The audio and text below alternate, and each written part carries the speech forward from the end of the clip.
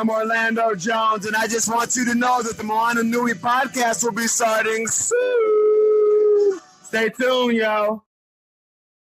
I'm Veronica Taylor, and from myself and Ash Ketchum, I just want to say, Moana Nui, I choose you!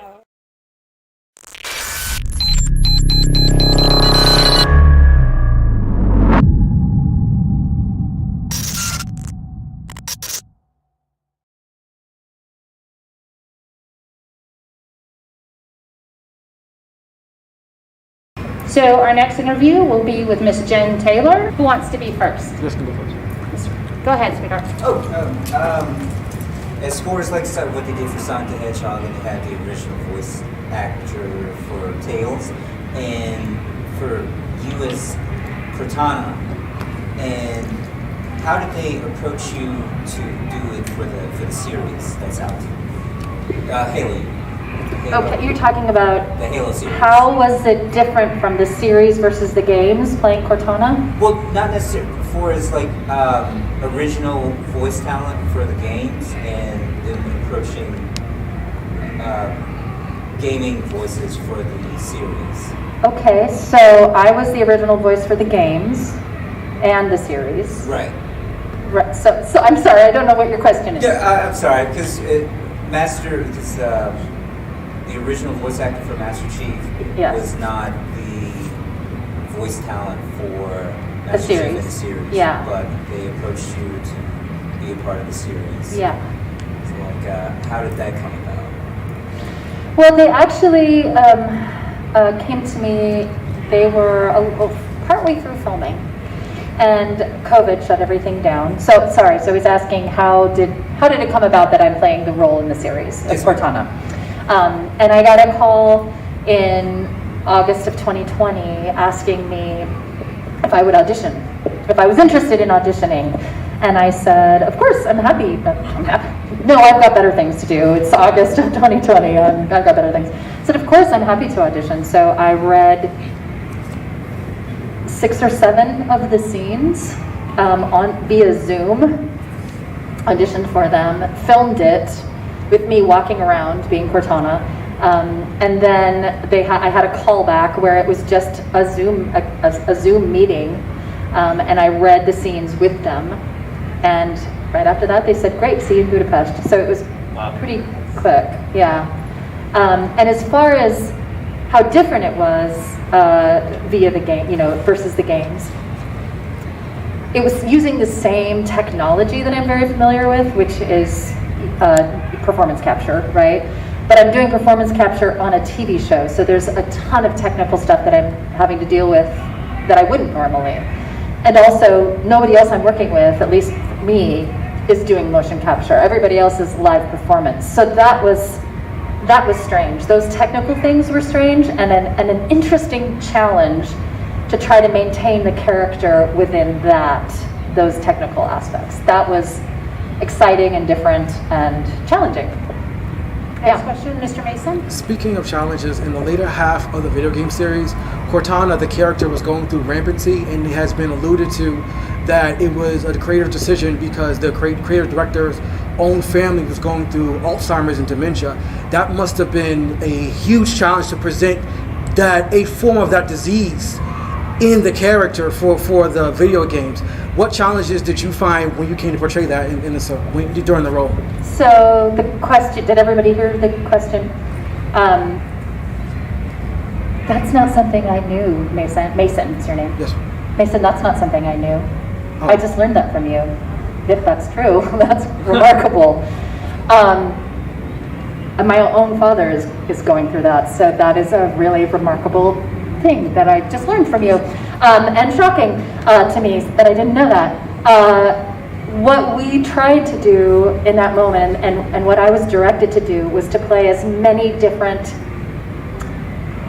facets and extreme sides of one's personality, and we blended them all together. So, for example, my director for those scenes in particular, her name was Chris. She's a remarkable director, female director, yay. And she basically pushed me to explore all of these different sides. So, and you know, it's going to sound funny when I say it here, but we were doing things like, okay, this is just straight up Cortana, right? We're just going to do Cortana's voice reading this particular line. And now I want you to do baby Cortana. And now I want you to do wizard Cortana. And now I want you, I mean, we did as many different variations, sort of personalities, as you say, that we could come up with. Now, I mean, I think she was even like, now you're farmer Cortana. Like, we just did as many, and then they blended them all together to become one. So those takes, when she's starting to fracture, are actually like 20 different takes blended together.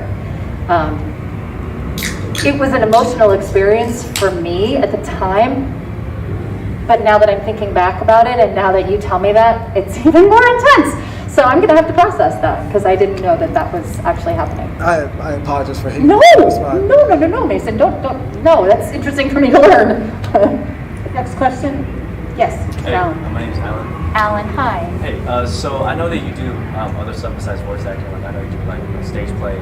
So like I guess like if you don't have a favorite out of the three, like what do you enjoy out of like those crafts, like in comparison to voice acting? What do I enjoy the different aspects of acting? Like different like theater, film, voice. Yeah. They're all so different, but in the end, we're all pretending. I mean, they're all different variations of pretend, right? So it's like I'm a little kid getting to do all of them. I don't know that I have a favorite because I love aspects of each of them. I just finished doing a play, and doing a play is such a different experience in that you're telling a whole story each night, right? Or each day, that each time you do the performance, you have a full arc that you get to play in and explore and control at a certain point, you know what I mean? And when you're doing TV, or even performance capture, you're oftentimes, more so in TV, you're doing just a fraction of a scene oftentimes. You're doing a moment over and over and over again. And so it becomes a way of like diving into a moment that you don't do in theater, right? You dive into a moment and examine it almost minutely in TV or film. Which I think it becomes a skill and an art to figure out how to blend that, how to make that an arc, if that makes sense. Yeah. Those tiny moments, it's tiny fragments that you then learn to blend.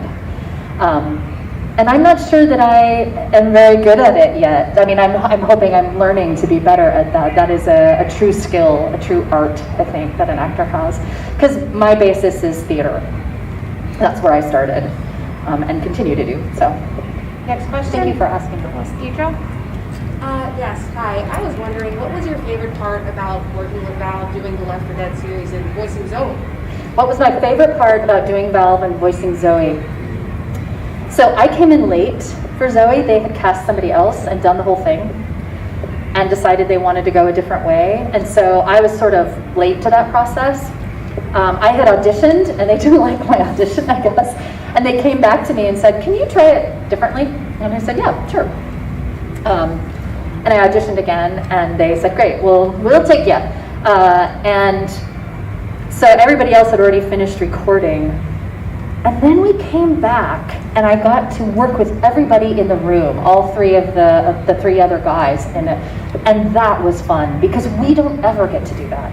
I mean, rarely. Most of the time we're by ourselves in a booth. So the most fun was actually being in the room with the other three guys and getting to play with them in a remarkable way. That was fun. That was my best experience from that, yeah. Mr. D'Angelo, you had a question, sir? So you played like 3 or 4 Cortanas now. How do you go about keeping the voice familiar, but while giving it its own twist to keep everyone else familiar and connected with the character? Wow, Yeah, so I've played different iterations of the same character. How do you keep them separate? That's a very good question. So much of it has to do with, in my experience, timeline, right? And knowing which arc I'm playing, because it's a little, some of them are a little skewed or a little different, but it's all needs to be, as you say, similar. I feel like, especially with Cortana, I've become so familiar with that character after playing her for 21 years that I feel very comfortable finding her, and it feels more like different aspects of her personality that I'm focusing on and exploring and getting to know, discovering basically. So that's become easier for me. How to keep it clear, I oftentimes go back and listen to what I did before. I truly do that. I think other actors probably do that as well. Sometimes I have to go back, because sometimes it's also been 3 years since I've worked on a project. I'm like, what were we doing? And it also depends on my director and how they push me, what they ask for. So it is a symbiotic, relationship. I'm working with a lot of other people. I don't want to take credit for this project because there's so many people working on this character that it's not just me. So it really depends on who I'm working with as well. Yeah. Okay. I think do we have time for one more? Okay. Then Mr. Mason, you may be the last question, sir. So focusing exactly on that point, you have been working with the voice actor of Master Chief for so long, and your partnership has gone through so highs and lows as far as the characters. Right. And you guys have done this for a while. It was remarked that with Halo Infinite, he added a more mature, wizened inflection with that character to reflect that. But how has the challenges been with working with such a partner, in a good way, for so long and developing these characters for 20 years? Yeah. How has it been working with Steve Downs, who plays the Master Chief, and developing these characters over time? It's interesting. We didn't know each other. We had never met until 10 years into this process. Wow. After Halo 3 came out, there was a celebration at the 10-year anniversary, so it was 2011. And he likes to joke about this because I just walked right up and gave him the biggest bear hug in the world, because I felt like you are the only other person on the planet who understands the journey that I've been working on. Halo 4 is the only project that we worked on together, actually in the booth together. The motion capture had already been done, and so we came in to basically voice over these the motion capture actors' performances, to do ADR, if you will, for that. And so we got to be together in the room, and that was a remarkable experience. And I think that I personally, when I watch Halo 4, the cutscenes, I can feel that connected, energy. For 5 and for Halo Infinite, we haven't gotten to work together. I work with a man named Bruce Thomas, who does the motion capture for Chief, and then Steve comes in and works on it after that. So I think he gets to hear what I do, but I don't get to hear what he does until after the piece. So a lot of that has to do with editing. It also has to do with us knowing each other so well, because we've gotten really to know each other doing conventions together, honestly, and just hanging out, and that's how our relationship has grown. And I imagine that is reflective, because I know what Steve's gonna do. Isn't that silly? But I feel like I do, and I'm sure he feels the same way. Like, oh, Jen's okay. Because we have become so tight. But we're not working in the same room. So it's a lot of guesswork, I think, at this point. Yeah. Thank you so much, Yeah. Jen, for doing interviews with you.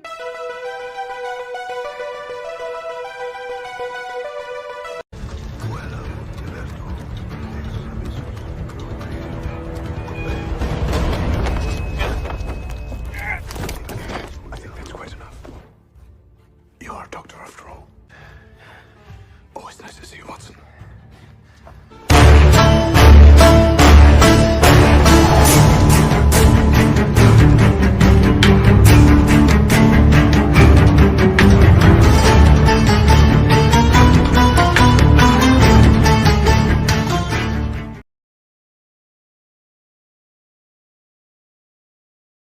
Everybody, we're going to go ahead and kick off our interview with Steve Downs.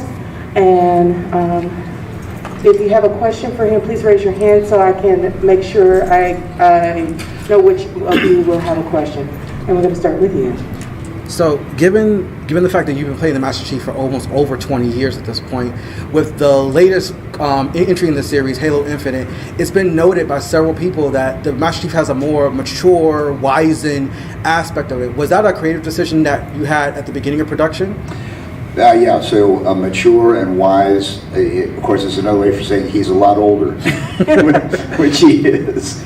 But yes, to answer your question, I think that was a conscious decision on my part, and I think also with my director, Paul Crocker, we talked about that, and I think with the introduction of the weapon, I think it was going out. Okay, we good? Okay.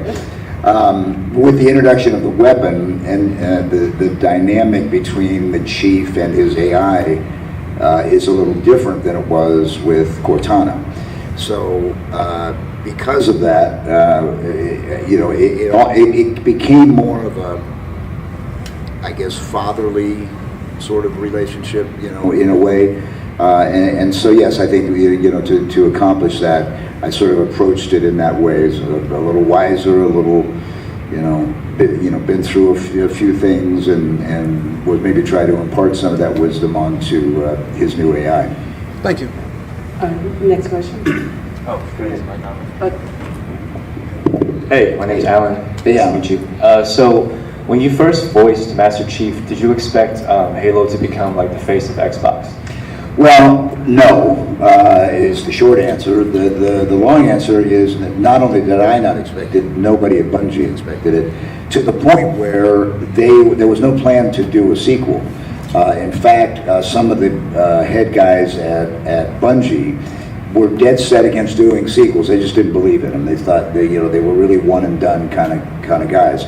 Well, Microsoft had another idea with the success of Combat Evolved, so they went right back and started working on Halo 2. But I had no idea, and to be honest with you, I had completely forgotten about it. We did the session. It took Combat Evolved took, I think, maybe 2 or 3 sessions for me, and then we, as a voice actor, you move on, you go to the next thing. And because I wasn't involved in the gaming community, I'm not a gamer myself, I was unaware of how huge this thing was becoming.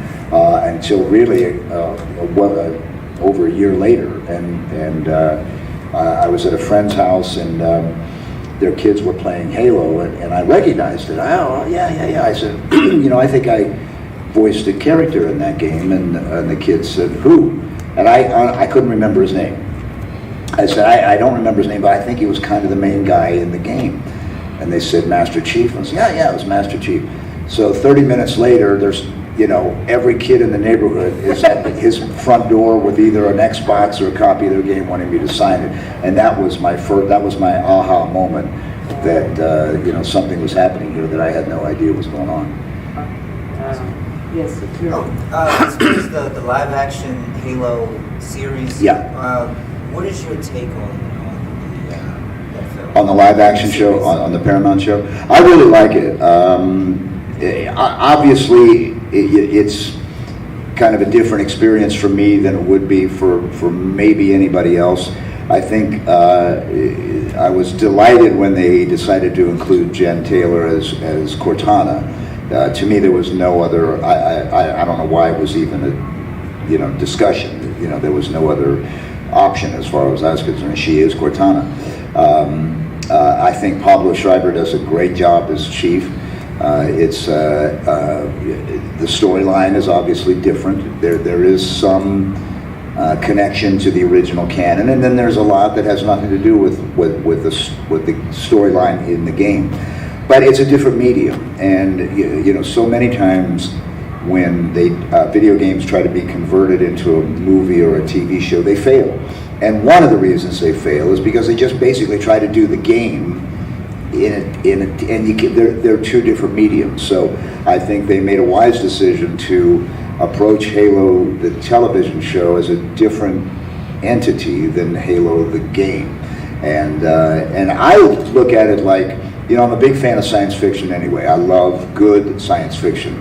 And us science fiction lovers have a heavy cross to bear because there's a lot of lousy science fiction out there. And so I watched the show with a completely open mind and said, thinking, will I be entertained by this? And I am, and I'm interested, and I can't wait to see what they do in the second season. Yep. You say you don't really play games a lot, but do you have a weapon that you like best in Halo? Do I have a favorite weapon? A plasma rifle. I like it, and I have one at home. And I really like it. It doesn't have real plasma. It doesn't shoot real plasma, but I kind of like the style of it, and whenever the chief has a chance to get his hands on one, and the battle rifle, of course, is great. But I think probably I'm partial to the plasma rifle when I can. Yeah. Have you ever had a chance to dress up as Master Chief? Never, and nor will I ever. When I first started to make appearances on behalf of Halo and Master Chief, I remember calling Marty O'Donnell. Marty was the guy who cast me as Master Chief. He wrote all the music for the Bungie games, cast all the voices, was an integral part of the development of Halo.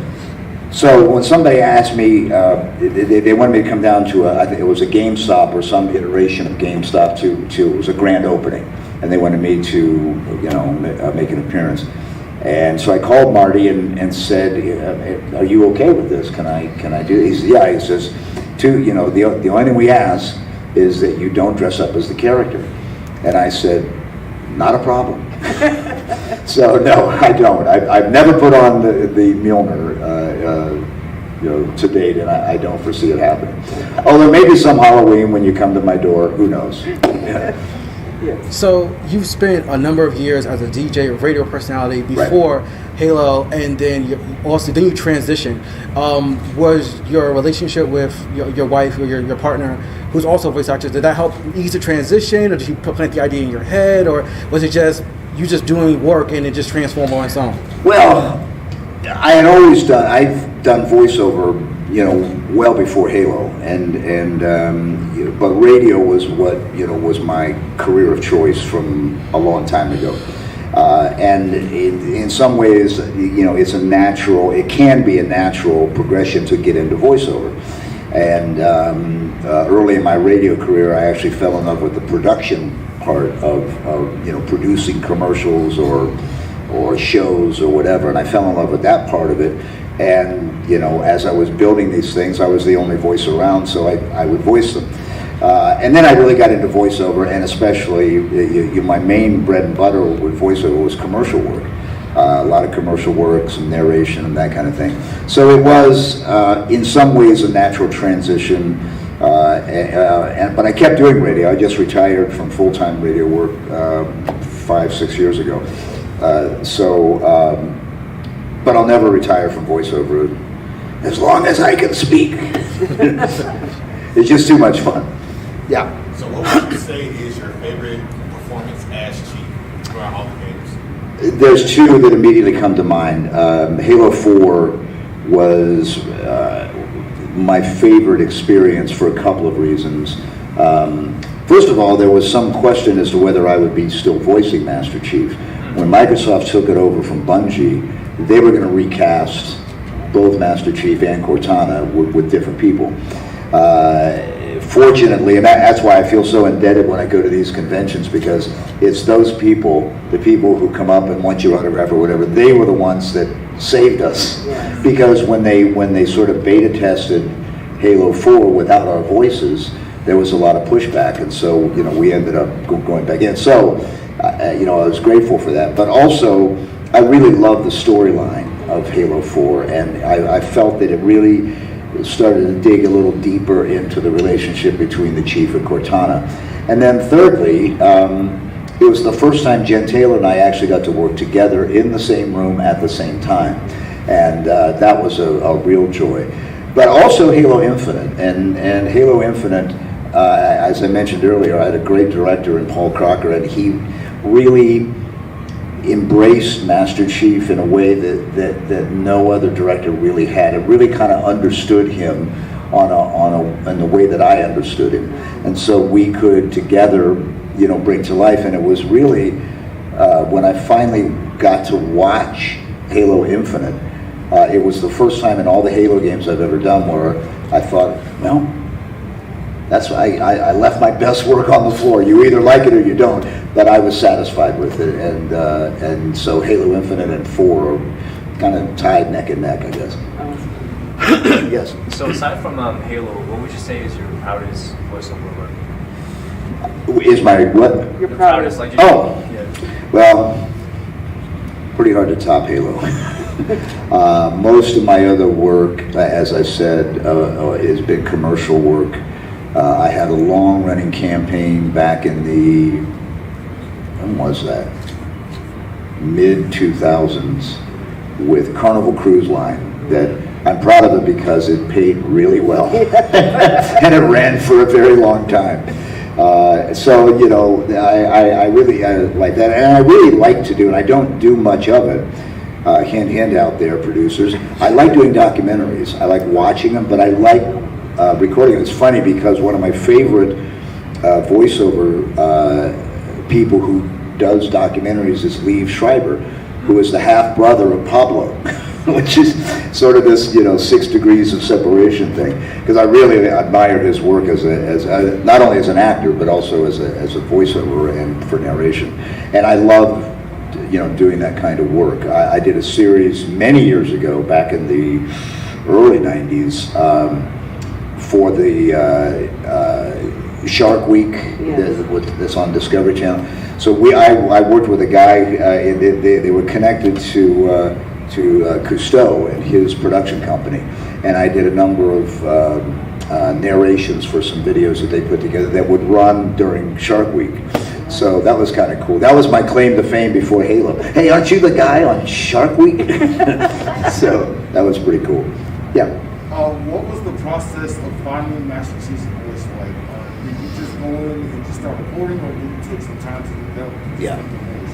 When I came in for the first sessions, Marty O'Donnell and I sat down, and there was no visual for me to look at. I didn't even know what Master Chief looked like, but we just talked about the game, and actually didn't talk about the game. We talked about the universe. We talked about the Halo universe. This is what Marty understood it to be, and what Master Chief's role in it was. And so I could get sort of a picture of what was going on here, and then who Master Chief was. He was a super soldier, and he didn't say much, but when he did, somebody usually died.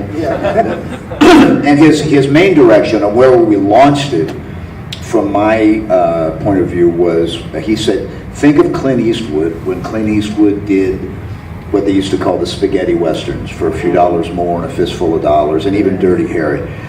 He said, think of that, because if you remember, in those movies, he never spoke much, hardly at all. But when he did, somebody usually died. So that was my launching point for Halo or for Master Chief. And from that, I sort of grew into, giving him his own voice. Can you recall anything that stood out to you in the role of Master Chief? Anything that stood out to me? Right. I think it was trying to find the right balance between a character who is very stoic and seems to be devoid of emotion, and yet there's something inside there that he's very emotional about. That part of it sort of comes to light a little bit in the TV show, where you get to, and if you read The Fall of Reach and some of the Halo books, you get to understand his origins. And he was basically kidnapped as a child and had a lot of things done to him that were not necessarily his idea. And so there's an emotional part of him that he has a difficult time expressing, because they kept that part of him down. So that was how every character, when an actor approaches a character, there's always, you try to find the tension in that character to convey that to the audience. And to me, that was the tension of Master Chief, is, a seemingly emotionless person who had a lot of emotion there and just didn't know how to sort of navigate it. So that's kind of how I approached it. Okay, we have time for one more question. You say that Master Chief doesn't say a lot. Correct. Do you have a line that you like that he said? I'm sorry, say again? You have a favorite line that he said? You know, I people ask me that a lot, and it's hard for me to have a favorite line. I think my favorite line, I suppose, is at the end of Halo 4. There's a scene with him and Lasky on the bridge, and this is at the very end of the game, and we think Cortana is dead at that point, or he does anyway. And Lasky's, if for those of you who remember the scene, Lasky's doing all the talking and the chief is saying nothing. And then he finally, as if to himself, says, Lasky says something about being a machine. You know, we're not just machines out here. And the chief says, she said that to me once, about being a machine. And I just remember doing that line, and it felt emotional. And so that's one of my favorites. But, you know, the fans have theirs, and their favorite is finish the fight. That's their favorite, so. You didn't get a question. Did you have a question back there? I thought I saw your. She was keeping track of time for me. Oh, you're keeping, okay. Wrap it up. Okay, and with that, we're at the end of questions.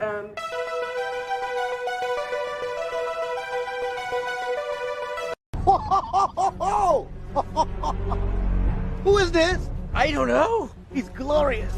I mean, he's just like you, but way better.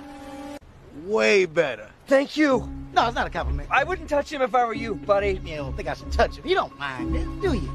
Because I'm your buddy, too. I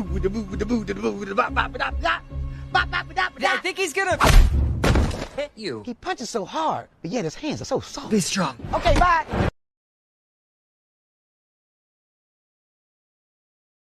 So this is our next press conference, and this is Miss Emily Neves, and she'll be ready to answer any questions. Who would like to be first this time? You want to be first again, Mr. Allen? Go ahead. Yes, we got. Hi, my name's Alan. Hi, Alan. Nice to meet you. Nice to meet you too. So I know that you do script writing. So I was wondering, have you written for any anime, or are you writing more so live action type stuff?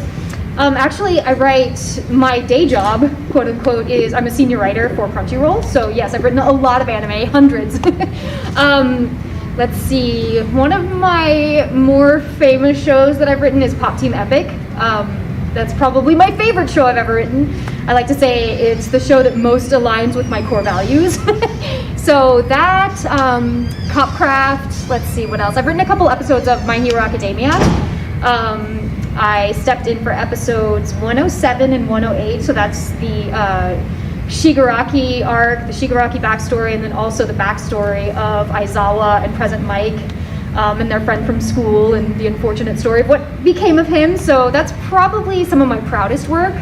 I love My Hero, I'm kind of obsessed with it, and that arc in particular is just so juicy and so dark. So yeah, and I've written hundreds of anime, and I'm actually, I'm an author as well. I'm working on a memoir right now. I'm about 38,000 words in, so a little over halfway, maybe just about halfway, but yeah. You want to go next, Mr. Q? How does watching anime impact your life? Oh, gosh, so much. I got into voice acting because I had watched anime as a teenager. Akira, Vampire Hunter D, all of the big ones. And then in college, I saw the Ghibli movies, and they just changed my life. And then I actually got to voice a Ghibli movie called Grave of the Fireflies. Yeah, it's so upsetting, so very sad, but that's actually one of the youngest characters I've ever played, Setsuko. She's like 2, I think, when the movie starts. So yeah, I mean, and then for the last 15 years, it's been a huge part of my life, so I love it. It's changed my life for the better.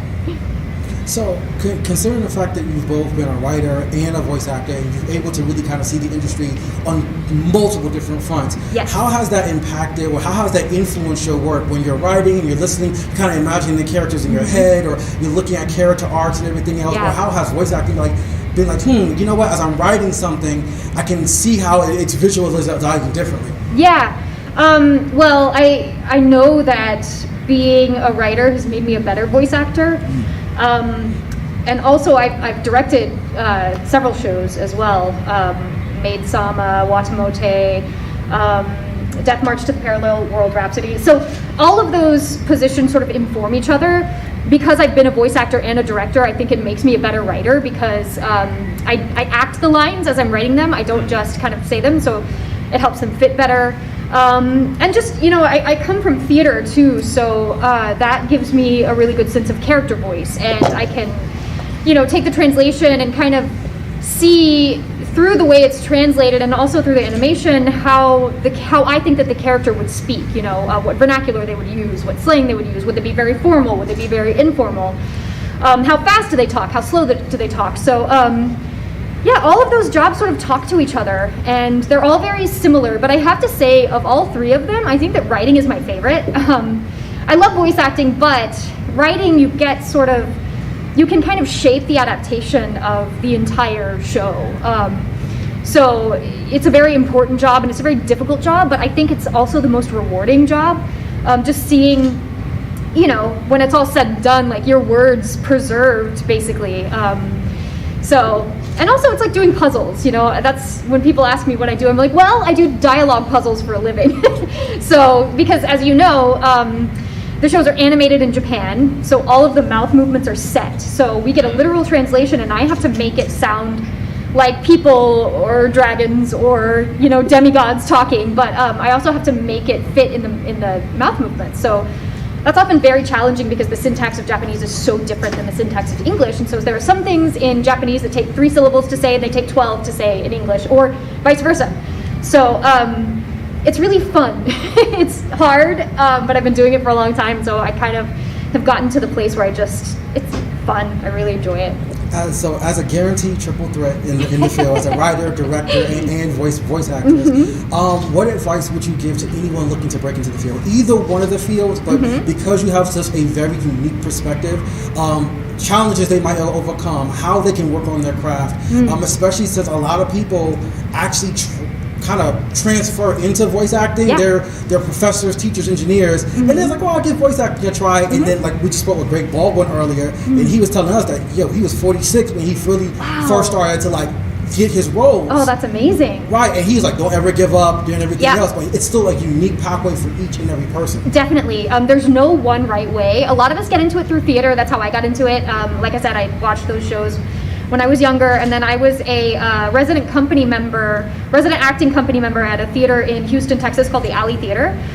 So I got my degree in acting and all of that, and then I was doing theater like a full-time job, 5-6 shows a year, sometimes rehearsing one during the day, performing in another one at night. But I think that, and so one of my friends who was also in the theater worked at ADV, which is now Sentai, and he said that they were looking for new female talent and would I like to audition, and so I did, and that's kind of how it all began. But I do think that if you want to be an actor, a voice actor, you have to remember that you are an actor first, and so it helps to train in scene study, text analysis, and also practice things like improv and also cold reading, because when we go into the booth, I'm sort of an exception because I've written some shows that I've started, like Kakurio Bed and Breakfast for Spirits. I wrote that and I was the lead.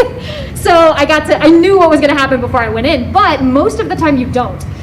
Sometimes the show will air subbed before it airs dubbed, and then that's an advantage because you can watch it before you go in. But my point is, a lot of the time you go in and you see the scene and then you record it, and it's all for the first time. So you need to be able to very quickly watch the scene, read the text, understand what the character's going for or what they're experiencing, what their motivation is, what's happening to them in the scene, and kind of do all of that in an instant, and then be able to convey that with your voice alone, just in a matter of like 30 seconds. So it takes practice, it's hard. It's a lot like, I don't know, sometimes I like to compare it to playing like Guitar Hero or Rock Band. You know, you have to, there's so many moving parts and you have to like read the line, watch the script, watch the anime, and just kind of like, you know, throw it all together in an instant. So I think that training as an actor is really important. But if you want to get into writing, same thing, take some writing classes. There are all kinds of workshops online, especially one of the silver linings of COVID is that there are a lot of writing schools that are completely online. And so it's all through Zoom. You can just work on your craft, work on dialogue. I think that writing believable dialogue is probably the most important skill an ADR scriptwriter needs. And I got my minor in college in playwriting and screenwriting, so that was like my main focus. So it lends itself really well to that job. And then same thing as a director, I would say train as an actor, and then they have like directing classes too, sometimes at community colleges and whatnot, colleges. And that, being a director, the most important skill is understanding story, understanding what's happening beat to beat, and understanding like what happened to cause this moment to happen, and because this moment happens, what happens next, and what is the sort of like domino effect of the story, like what events cause what events and why, and what each character is feeling, so that you can guide an actor very quickly from coming into the booth, having no knowledge of the show, and just being able to show up in the moment and perform and give the show what it needs. So. Oh yeah. So I was gonna ask about directing. So like, you as a director, like, are you very hands-on with your actors in terms of like giving notes and guidance on how to deliver the scene? Yeah, it depends. I think that the most important job of a director is casting. Okay. So I try to first cast actors that I trust and that are professional and that I know can come in and get the job done. But I also like working with new people too. So if I'm working with someone that I've worked with a lot and who has a ton of experience, like Monica Rial or Chris Sabat, I've directed both of them, and they're just amazing. It's like, at that point, I'm like, well, all I have to do is scroll, because you know what you're doing. I just scroll in the script and you go, and it's perfect. And you know, sometimes we'll have to rewrite on the fly, and Monica's a long-time dub ADR writer, so she can just throw things out in the moment sometimes if a line doesn't fit. But with newer people, yeah, I am pretty hands-on. I'm very gentle though. I think that the main thing for a director is to create a safe, fun environment. It's like, guys, we're making cartoons here. And so while it is important to do the source material justice and to tell the story, and I do hold that sacred, at the same time, it's fun. It should be fun. So I'm never harsh on actors. I never yell at actors. I'm never mean, because I, as an actor, have experienced those things, both in theater, well, no, just in theater. Never in anime, luckily, but I know how it feels. And so I try to be compassionate and put myself in the actor's shoes and be like, okay, if this were me and I were having a hard time with the scene, how would I want somebody to talk to me to help me get it right? So, yeah. Because of your versatility, what would you say is like your personal favorite challenge or new breakthrough that you've experienced? Well, I think playing Eri was a bit of a challenge. It had been a long time since I'd played a character that young who has to go through such trauma. And so I had to play a 6-year-old girl, but not in an anime sort of cartoony way, but a very realistic way, and portray a child that young going through such intense emotion and like crying and all of these things.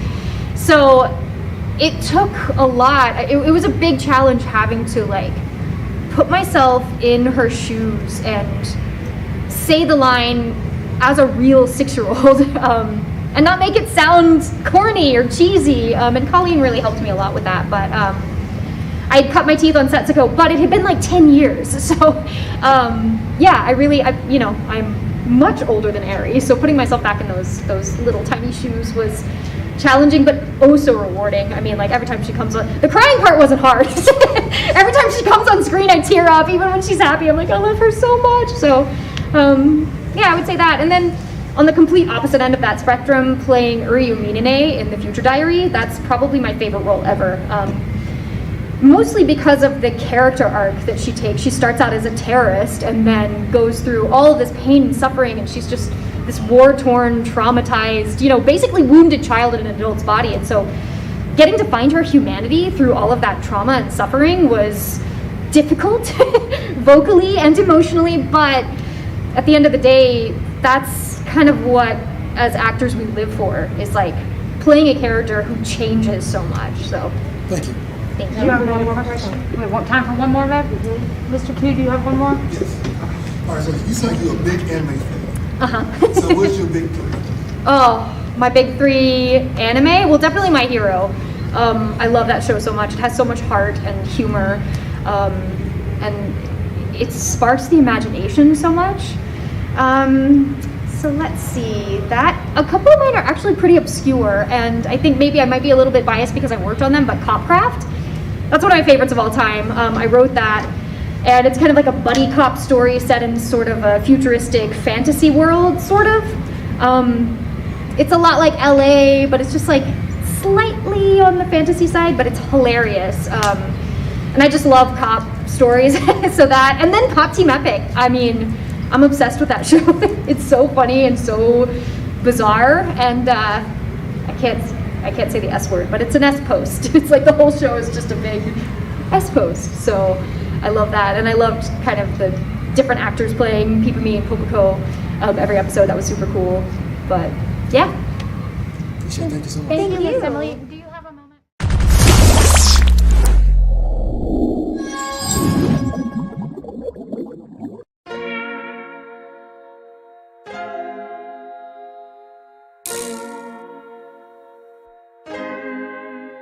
So many stories left to tell, even if we have to ourselves. Can't keep history on the shelf. If we won't tell it, we will. If this the land of the free, was a freedom then, when they annexed Hawaii and called it Cedar Lands, without any type of payment and no signing off, called themselves the Republic in 1894.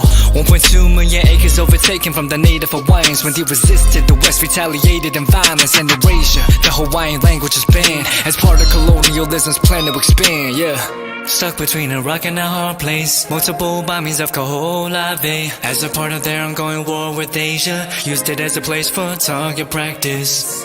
No consent or compensation. Colonizers call for annexation. The work of all the locals. School will never let you know. So many stories left to tell, even if we have to ourselves. Can't keep history on the shelf. If we won't tell it, we will. Too many stories left to tell, even if we have to ourselves. Can't keep history on the shelf. If we won't tell it, we will. We will. So if you put Hawaii into perspective, well, Black and Asian history is interconnected. Considering the fight with the Pacific, then of course, versus Asia, they was treated as a middleman for war, but didn't let the Western colorism run its course, cause dark skin was a sign of dignity to core. The land was taken in the name of capitalism, when prior to it was an actual kingdom. Clap back at the system. Stuck between a rock and a hard place. Multiple bombings of Kaho'olawe as a part of their ongoing war with Asia. Used it as a place for target practice. No consent or compensation. Colonizers call for annexation. The work of all the locals. School will never let you know. So many stories left to tell, even if we have to ourselves. Can't keep history on the shelf. If we won't tell it, we will. Too many stories left to tell, even if we have to ourselves. Can't keep history on the shelf. If we won't tell it, we will. So many stories left to tell, even if we have to ourselves. Can't keep history on the shelf. If we won't tell it, we will. Too many stories left to tell, even if we have to ourselves. Can't keep history on the shelf. If we won't tell it, we will. We will.